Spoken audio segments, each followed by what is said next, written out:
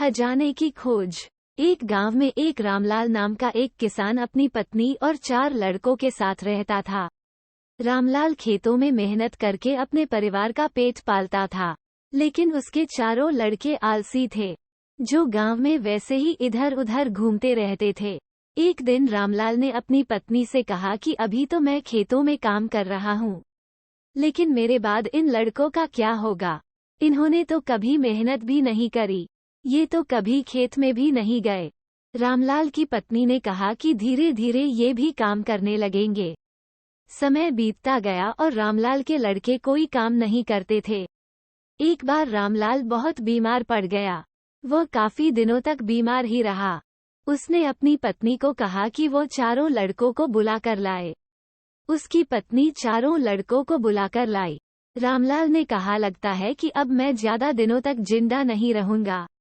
रामलाल को चिंता थी कि उसके जाने के बाद उसके बेटों का क्या होगा। इसलिए उसने कहा, बेटों, मैंने अपने जीवन में जो भी कुछ कमाया है वो खजाना अपने खेतों के नीचे दबा रखा है। मेरे बाद तुम उसमें से खजाना निकालकर आपस में बांट लेना। ये बात सुनकर चारों लड़के खुश हो गए। कुछ समय बाद रामलाल की मृत्यु हो गई। रामलाल की मृत्यु के कुछ दिनों बाद उसके लड़के खेत में दबा खजाना निकालने गए। उन्होंने सुबह से लेकर शाम तक सारा खेत खोद दिया, लेकिन उनको कोई भी खजाना नजर नहीं आया।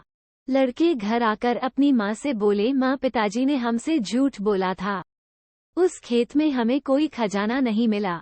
उसकी माँ ने बताया कि तुम्हारे पिताजी ने जीवन में यही घर और खेत ही कमाया है, लेकिन अब तुमने खेत खोद ही दिया है तो उसमें बीज बो दो।